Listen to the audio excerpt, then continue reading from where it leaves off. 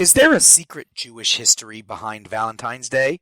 Is a pierced God Messiah figure mentioned in the prophets? And is your body really a temple? This is Rabbi Yossi Madvig, and you're listening to Jews Did It First. Thank you so much for tuning in. Please subscribe and leave a review. Also, if you'd like to donate to contribute to the podcast, please go to jewisoswego.org/Jews Did It First. Just click on the Make a Donation button in the upper right-hand corner. So far, we've got 3 months in a row now where the big holiday in that month, or practices surrounding it, were pioneered by Jews. We had Christmas in December in the episode The Messiah, and we also had New Year's resolutions in January, and now we're on to Valentine's Day in February. So, what is the supposed origin of this holiday? Well, the Catholic Church claims that there was a priest by the name of Valentinus, of course, who was martyred on this day, or at least buried on this day. And one legend contends that he was a 3rd century priest in Rome when Emperor Claudius II decided that single men made better soldiers than those with wives and families, so he just outlawed marriage for young men. Well, Valentine, whatever, defied that order, and he continued to perform secret marriages. Well, the emperor, when finding this out, ordered him to be put to death, of course. Another story suggests that Valentine may have been killed for attempting to help Christians escape harsh Roman prisons. There were often beatings and torturings and all these kinds of things, and according to legend, during his imprisonment, Valentine, he had restored sight miraculously to the judge's daughter who was blind, and before his execution he wrote her a letter signed "Your Valentine" as a farewell. Even though the truth behind the Valentine legend is a bit murky, the stories all emphasize his appeal as a sympathetic, heroic, and even romantic figure. Many claim that the Christian Church may have decided to place the Valentine's Day feast in the middle of February as an effort to Christianize, so to speak, the pagan celebration of Lupercalia, which was celebrated on February 15th, not the 14th.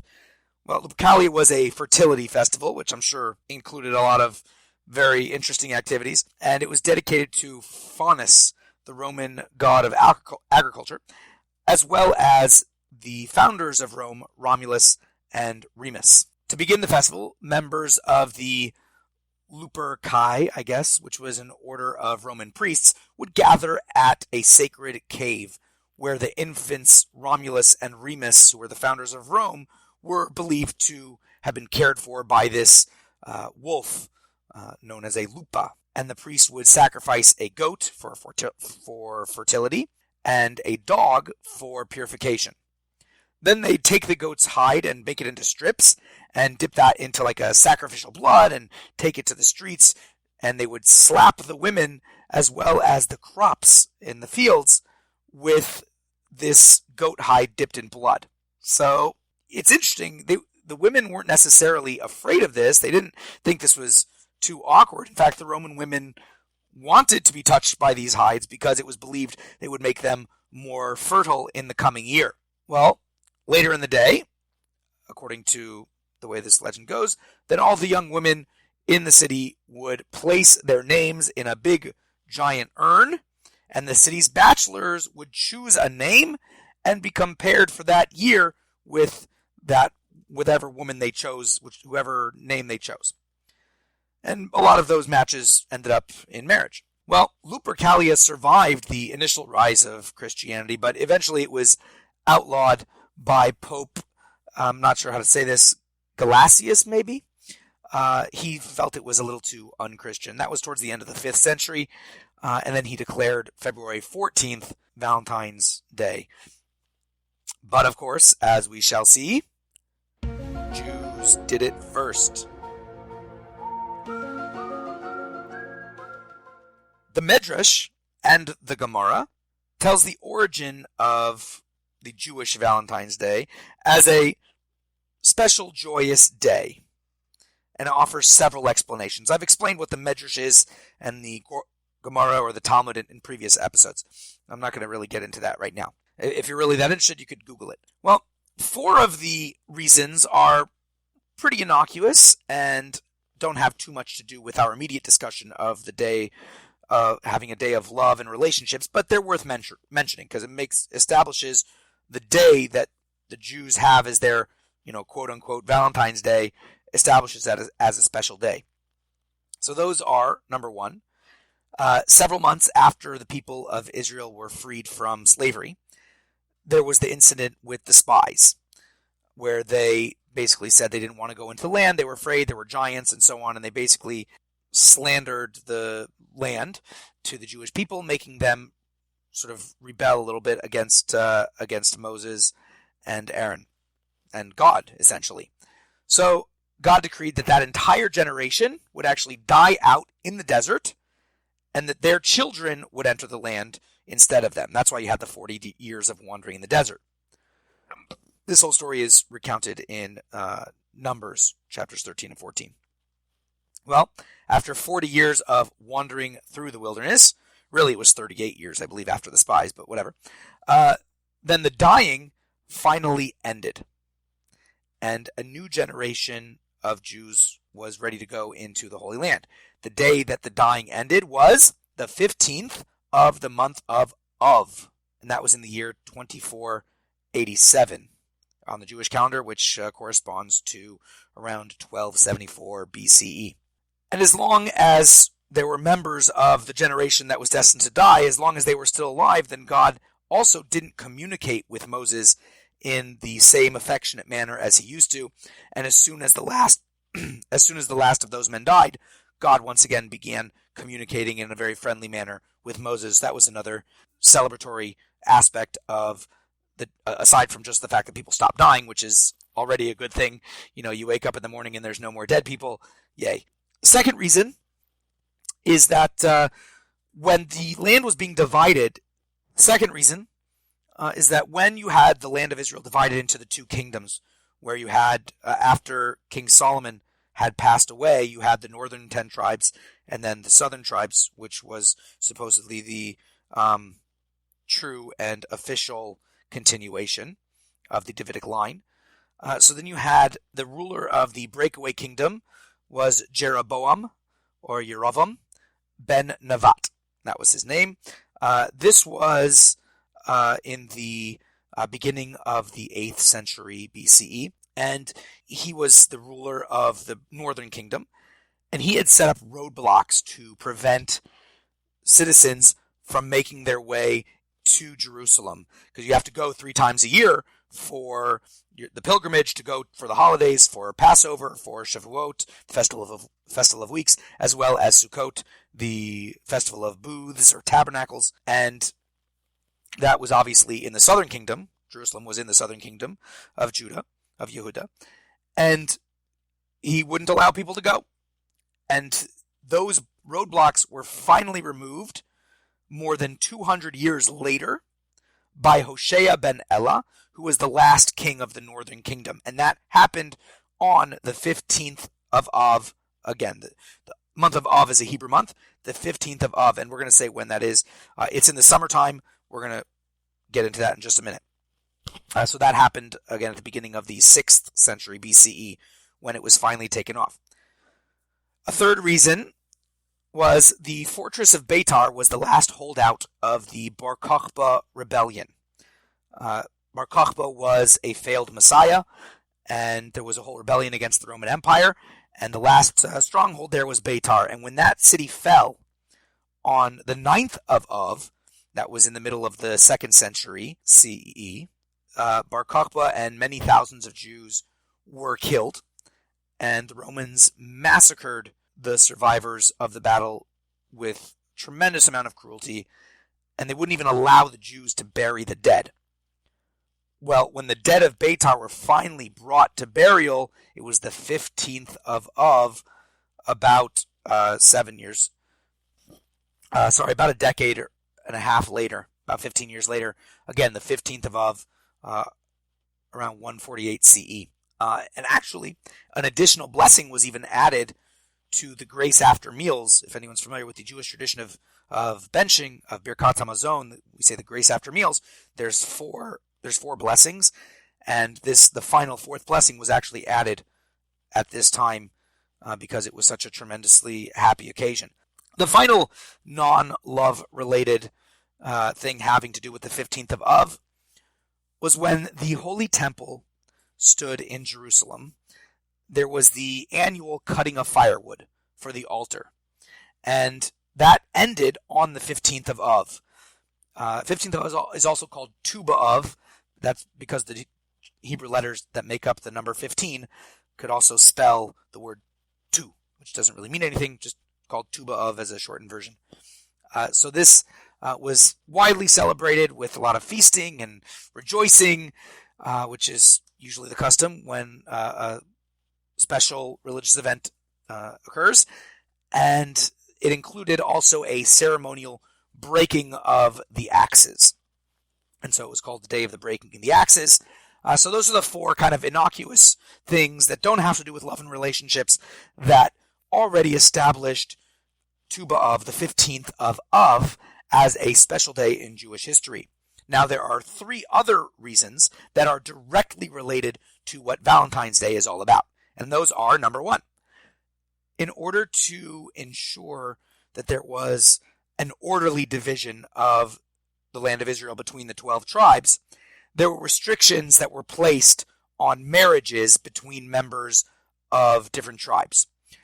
A woman who had inherited tribal lands from her father was actually forbidden to marry outside of her tribe, because then the children of that relationship would be members of the father's tribe, not the mother who inherited from her father.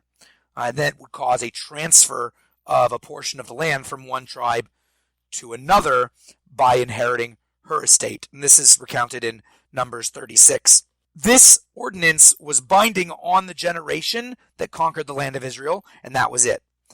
The restriction was lifted on, you guessed it, the 15th of Av, after they conquered the land of Israel, and the event was considered a great cause for celebration and festivity, and there was just lots of rejoicing because now people could get married. Everyone's happy when you open up the market, you know what I'm saying?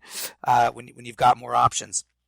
Number two, after they were permitted to marry between tribes, there was a very horrible story where about 3,000 young men of the tribe of Benjamin had killed a woman in a horrific manner. She was a concubine, and this is famously known as the incident of the concubine at Giva.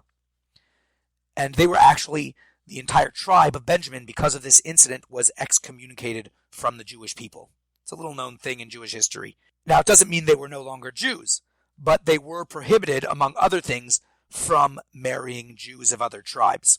And on this date, on Tu B'Av, the 15th of Av, years later, the tribe of Benjamin was readmitted into the community of Israel, and that you can find in Judges 19 through 21.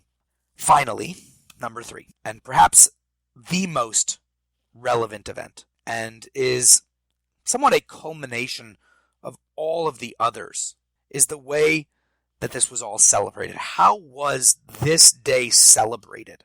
Well, remember our Roman story about the girls putting their names into the pot, bachelors picking out the names, and that's who we match with? Well, in the Mishnah, again, I've explained what the Mishnah is in past episodes. It's a code of Jewish law, not the code of Jewish law. It's just a code of Jewish law that was in ancient times. In Ta'anit, the book of fasts, chapter 4, or you can also look in the Talmud, also in Ta'anit and fasts, page 26b. Rabbi Shimon ben Gamliel said, "There were no greater festivals for Israel than the 15th of Av and Yom Kippur.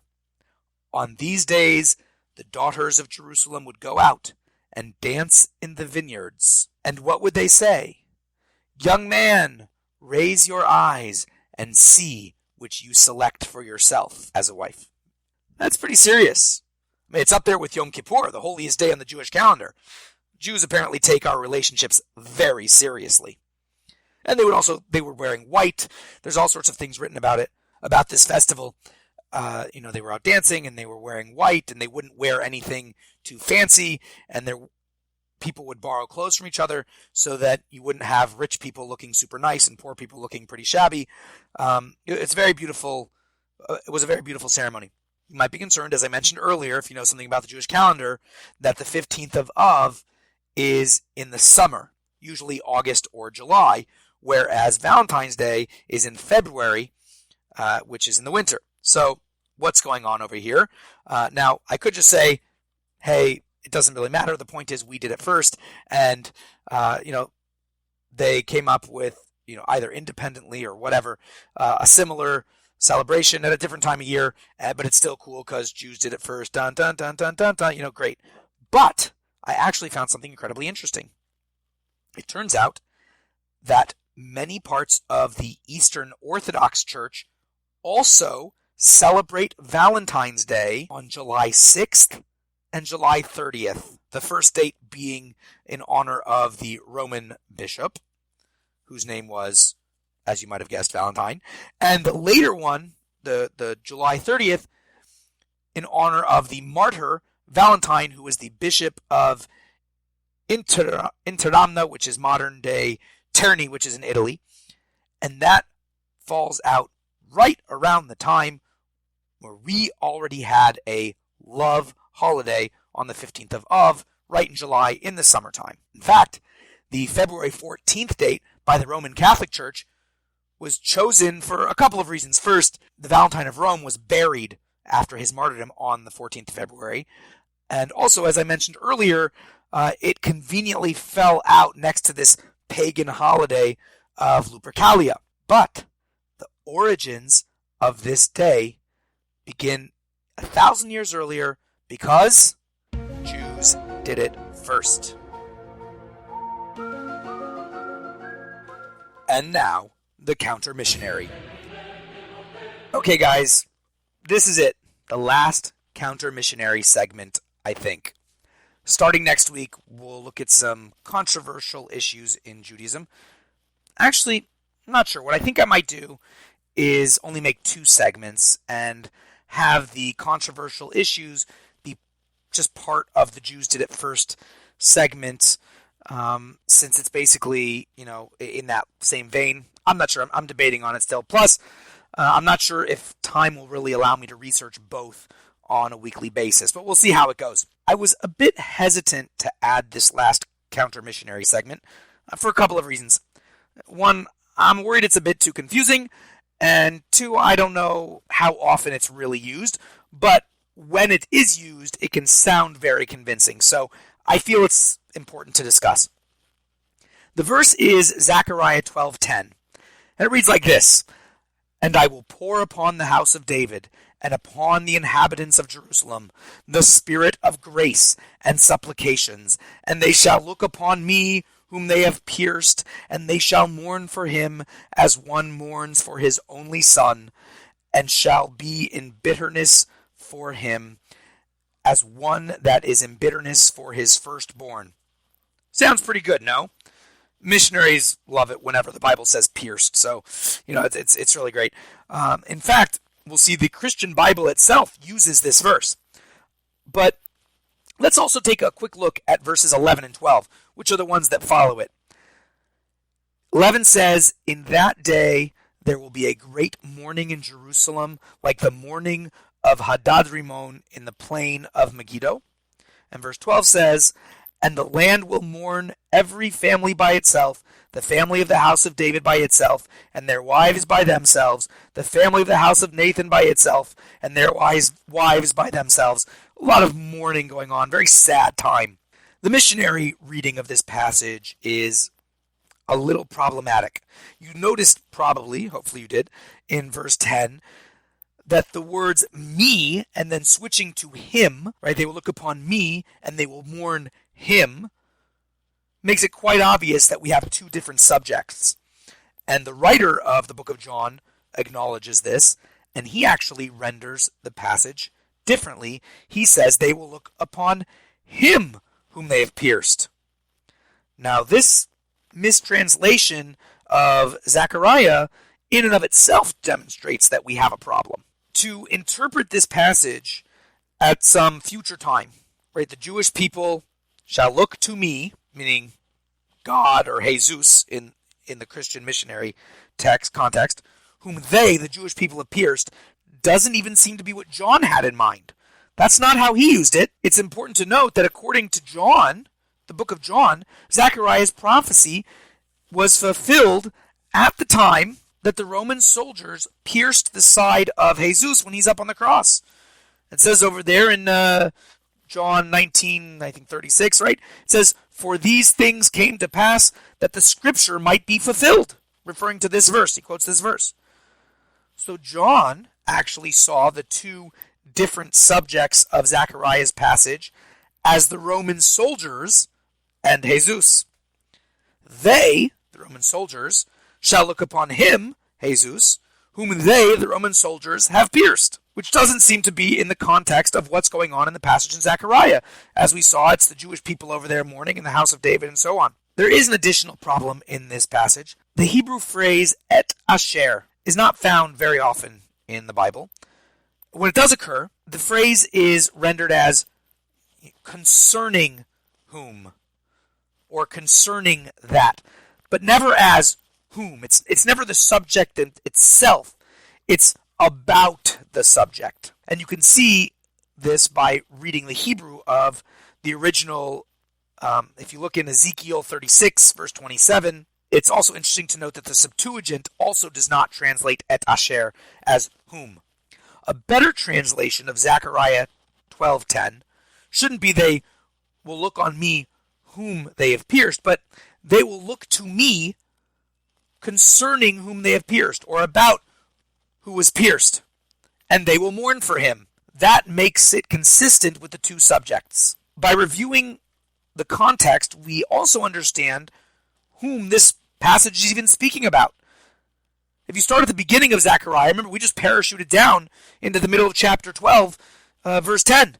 But in the beginning, the prophet is speaking about a time when the nations of the world will be gathered against Jerusalem to destroy it. If you look in Zechariah 12:3, "On that day God himself will defend Jerusalem and destroy all of its enemies." Verses 4 through 9. "God will pour out a spirit of grace and supplication towards the Jews.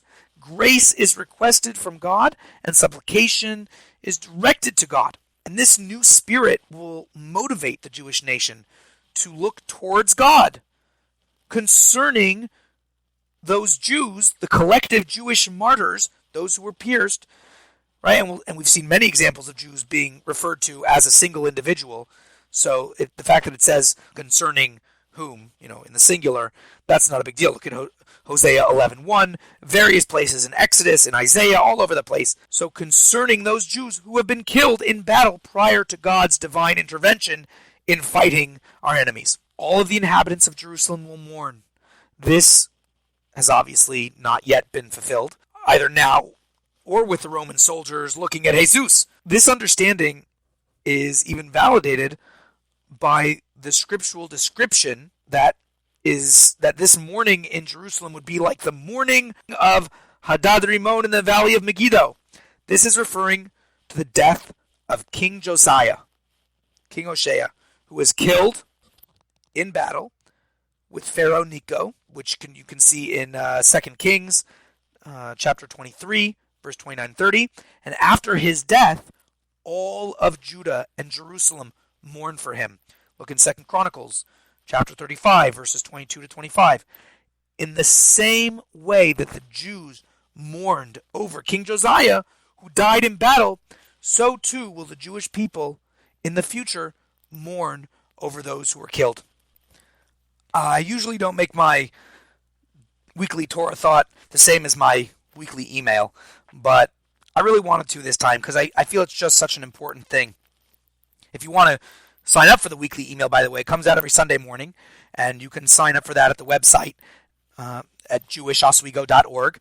If you go to the Facebook, there should be a link on the Facebook page. If not, I'll put one there. Also, if you're listening on YouTube, you can catch the link in the description. So, In this week's Torah portion, it discusses a lot about the building of the portable temple that the Jews made in the desert. And it says a very interesting line, a famous line.